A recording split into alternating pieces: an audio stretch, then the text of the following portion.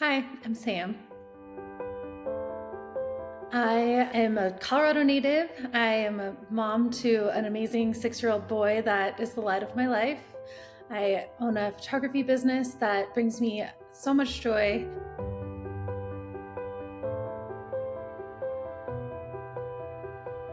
I remember into the bathroom and I brushed my teeth after.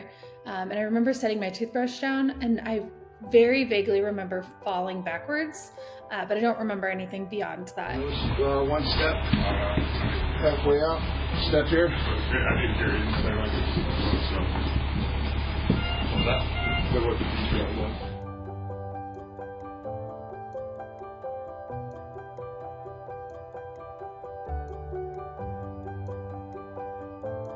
I was so stunned at the entire event, and I think mass as well, knowing that when you hear you have a mass in your brain, I don't think I really registered immediately that meant I have a brain tumor.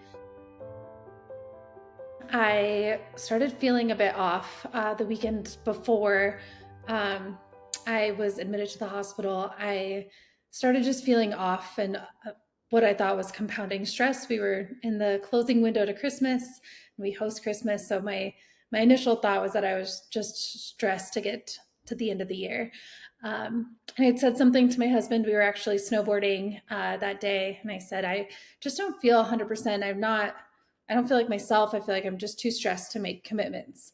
And I think he brushed it off like, yeah, we've got a lot going on. And as did I. And then we went back to Denver and stayed. We're getting ready for the weekend to end into the beginning of the week. And on Sunday night into Monday, I ended up experiencing what I thought was food poisoning. And I was experiencing that every once in a while for the last few years. And I just assumed that I was maybe developing an allergy to something or developing a food intolerance.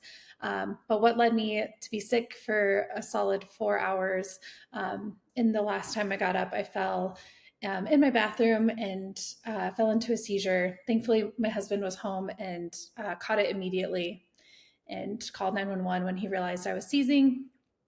It was a very short time, I think, in the grand scheme of things. And I don't know if I would have ever assumed that food poisoning like symptoms and maybe not being able to really bear the weight of stress was causing me to, or showing me that I had something going on internally. So I got admitted to the hospital, the newest and greatest one, actually, which was really lucky timing for me. And by the time I became conscious, it was several hours later. I had my seizures around 4:30 in the morning, and I came to between like 7:30 and 8 in the morning. And by that time, I was in an emergency room.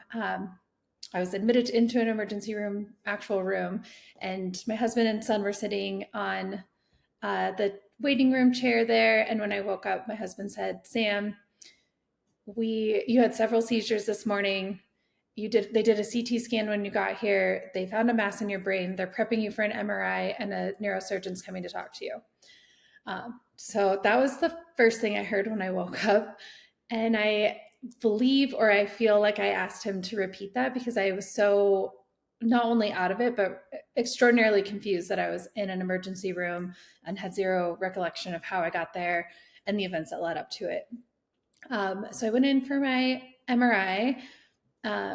And very, very shortly after, the neurosurgeon was in the office or in the emergency room with me.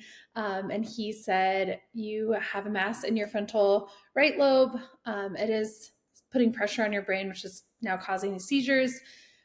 You need to have surgery like immediately in order to survive. I was so stunned at the entire event. And I think mass as well, knowing that when you hear you have a mass in your brain, I don't think I really registered immediately that meant I have a brain tumor. It did take me a little bit of time to really become more cognitively aware later that day and just really sit with the fact that I have a brain tumor and they're just going to remove it and everything's going to be fine. And that's really where my head and positivity came from. And that's far from the reality of what having a brain tumor really is. And it was a little bit disheartening knowing that reality later. And as things went on, I think it took me a while to really process what it meant to have a brain tumor and to hear that you have a brain tumor. I had just turned 37 the month prior. So I just recently, I was hitting my late 30s and making jokes about getting older, but I believe that getting older is a blessing. And I wasn't quite prepared to be the youngest person in a treatment center for the condition that I have. It was an emergency call to my lawyer to make sure my will and my living will were up to date. And that was really where my stress was too, is making sure that my son Felix was just taken care of and okay if something were to happen to me. His dad passing when he was 2 was incredibly tough, and just him having to go through all that and him and I together, and then now getting married again last year, just a few months before I found out I had a brain tumor. Um, he just, I really wanted to protect Felix, even in the midst of being in the hospital and being tended to by the nurses and doctors as Felix was there too. I really wanted to make it positive, and that being in the hospital wasn't always scary, and that they are there to help fix the problem, and that's what they went to school for. So I'm trying to use that with him to be positive, but I was terrified for him. And later we had those conversations too. He's pretty in touch with his emotions and seemed pretty scared. My husband also did too, and I think just the burden and weight, I hate to say burden, but the burden of taking on our entire household and our life. All of a sudden at 4 a.m, I was suddenly not in the home. I wasn't able to drive for months and everything. And we had no idea, going into it, that was it. But I felt the fear in his voice when he told me, and I had felt it over the last few months too, as we've really digested and talked about the initial moments and being in the hospital and how much stress that and a burden that took on him too. They admitted me into the ICU and monitored me, and he said that very kindly and humbled me in that thought that I could leave and come back. So I spent the first part of the week in the ICU, taking various medications to make sure I didn't have any more seizures, and doing all the blood work, etc., to make sure I was properly set up for the procedure. And one thing that came up, because it's on my right side and I'm left-handed, that I had to be awake for the craniotomy as well. So he prepped me that it was going to be 2 hours for the surgery, that I would be in and awake for the entire surgery for 2 hours, and then I would be done and on my way. The surgery ended up being about 5.5 hours, and I was awake for the entire surgery. While you're sitting there, good, and then lift your toes all the way up. Good. Can you hold your toes up, strong, press down? I was a bit surprised to have surgery awake, as I mentioned, but I also was a bit surprised that I was sitting up the whole time too. So they have your head in a vise, and they kept me sitting upright. And what I remember was the anesthesiologist, so I was like awake, sedated, was on my right-hand side, and the surgeon was on my left-hand side. So I'm assuming he was kind of coming like this way directionally, if I remember correctly. Barely. Thankfully, there was enough sedation that I was lucid in that way. So sitting up, and I could hear everybody talking and reacting to things and their interactions as well, in terms of the frustration that I could hear that the initial like grabbing of the tumor, and that's why it took a little bit longer. They were hoping to also have initial pathology results back during surgery, and making sure they got as much of the tumor as they can. Generally, you can't, because it does, if they go too far into the brain matter, they can certainly hurt you more than they can help you at that point too, and that's where people end up having dysfunction. So I do remember him getting frustrated, and maybe he said that I got a little anxious because I reminded him that the Broncos were still playing every hour. And they did call my husband and told him, Sam's still saying that the Broncos are on tonight, so she's in good spirits and really looking forward to this game. But the surgery itself, I would say, was a bit shocking to be in that and awake and alert for the actual procedure. But what the most jarring part was actually getting the incision of the bone out, like you're actually sawing the bone because I was awake for that. And there's no way you can really make that not painful. So that was the most painful part. And my incision goes all the way, I have hair now, all the way around. Um, I have some great pictures of my incision, but it was a much larger than I expected. And the picture I took the night before where they mapped, they did little shaved spots all the way around where they mapped where the vise was going to hold my head together. A little bit of relief came when the doctor came in and he said, I have a grade 2 astrocytoma and a few mutations with it.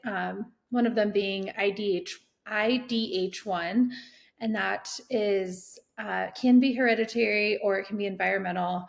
I found out after thinking that I had the hereditary one that I actually have the environmental one. It can be stress or exposure to toxins and things like that. So and there's no way of knowing when or what toxins or what you can do to avoid that exposure. And the other mutation I have is that it has a very slow growing brain tumor. So I've had the actual tumor for years, if not decades. And the astrocytoma at one point, it mutated into that grade of tumor. And that's likely what the stress and the IDH1 mutation likely is what made it grow. I was in shock. Yeah. And I felt like at that point, especially along the way and the months following and the weeks before, that I had zero alone time. I most frequently is that nobody wanted me to be alone in the event that I did fall into a seizure or something happened or I needed something that I was not able to quite do yet because I wasn't able to like lift anything heavy or do a lot of normal functioning things within the day. So I think the shock was a bit of the biggest part of it for me was that I just was like, okay, I do have cancer. Like, what's next? And that I was really more focused on what is the path forward? Like, am I going to die or is this like, what is going to happen? And that is a very hard thing to hear regardless. I found myself uh, later on, any moment that I would be alone, especially in those first few weeks of really processing, I would find my little times to just like have a little cry or just shed a few tears just to feel but I didn't feel like I was the doom and gloom and I didn't want people to feel sorry for me in that way. So I really did try to hold it to be a little bit more of a private grieving on that side. I told my son a few days after I found out I wanted to make sure it was an educational opportunity for us. I don't think that when I was 6 years old that I really understood or knew what cancer was or understood the impacts of that. My close circle, I kind of prepped everybody and I said, please don't cry. Like I do have cancer and have brain cancer and really encapsulated what my treatment plan was going to look like and the positive sides of extending my life and quality of life, with the hopes that this doesn't come back. And my husband, that's a good question, but we were together and I think he just really held a lot of space for me and just really wanted me to kind of lead with what emotions we wanted. Um, we've definitely had some cries and just hard. It's been a hard year, first year of marriage. That's been really compounded on that.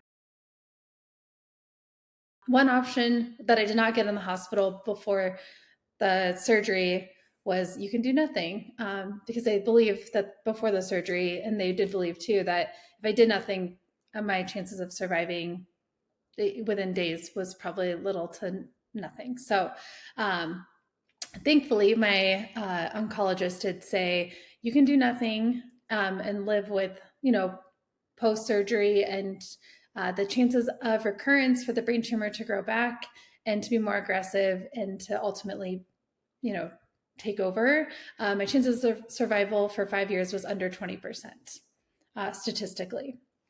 And for astrocytoma specifically, they have generally two types of chemo treatments along with radiation. So they do one one's a single pill and radiation combination, and the other one's a cocktail of three different types of chemo and a radiation combination. The one with the three different chemos that you take has been around a little bit longer, and they've seen a lot of people live into the multiple decades. And that one has a lot of research and positive results because it's been around longer. The other new chemo, like single chemo and radiation, has not been around as long. And that one doesn't have as much in terms of longevity that they know about yet because it hasn't been around long enough that they've used it on brain cancer patients. But the other one seemed a little bit more positive, and I've since joined a bunch of brain tumor support groups and specifically to astrocytoma. And there are several people who have lived into the multiple decades with astrocytoma and have had the same treatment. So it made me feel much more comfortable going with that route. The oncologist did recommend the chemo route that I went over the other one just due to research, but he said both he felt very comfortable saying. And hearing your life expectancy going up to 70+% for over 10 years, I measure the time by my son. Like if I were to pass in under 5 years, he would lose both of his biological parents before he's 11 years old.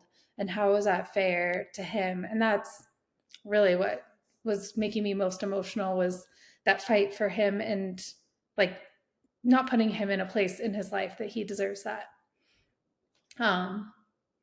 So yeah, hearing that and, just mentally preparing to go through radiation and chemo was a big lift. But I did call and make that decision about a week after I found out. Kicked off my treatment plan with 27 rounds of radiation. It was supposed to be 30, but the doctor had said that that was the higher end of treatment for me. But the way the resection for the brain tumor went and the way my scan looked right before, they felt comfortable reducing the sessions. So I went 5 days a week, Monday through Friday, into these sessions, which was relatively easy for what it sounds like. About 4 weeks post, I started chemo. They did break that up. So my chemo started, about 4 weeks after, and I do a mixture of 3 different medications. Day one, it's 4 cycles, and each cycle is 42 days long. And within the 42 days, I take 3 different medications. One is an IV and 2 are oral pills that I'm able to take at home. Day one is a single medication that I take, and it makes you kind of sick for a few days after. And you experience quite a bit of nausea. So I do manage through like nausea medication and things that make it a little bit easier. And then I go in and do an IV infusion, and I start another medication for 2 weeks. And that one's the most aggressive. I am not allowed to eat cured meats, aged cheeses, most sauces or soy sauces, anything that has like any alcohol or soy, like any sauce in general. I can't touch rubbing alcohol. So there's a lot of restrictions, and it's very difficult to eat out. I've utilized AI to upload different menus at restaurants and asked what can I eat at this restaurant with this medication that I'm taking. I've not got any clinical trial discussions, and my plan moving forward after this, from my understanding, is just monitor. So I'll be getting MRIs every 3 months. My last one was in May and showed positive signs of progress from the radiation treatment. My next one from 3 months should be this month in August, and I'll have one more at the end of the year. So every 3 months for the foreseeable future, I've heard anywhere from 5 to 10 years. So that's going to be a big stretch of that, but I'm hopeful that that is something, and being patient with going every 3 months, that if anything does happen or anything does recur, that we're able to find it quickly and maybe, mitigate it from being too invasive. I would love to not have brain surgery again, but another fun fact that I found out is once you find out you have a brain tumor, the chances of recurrence is high, no matter what you do. So I'm hoping that if that does happen, I am 105 years old and it will be okay. But my other hope is that it just doesn't, and this is maybe a one-time blip in my earlier life than expected. Being able to live with it and comfortably, I have had a full head of hair my whole life, and I think it just changed my appearance so much, especially at the beginning when I was missing all my hair.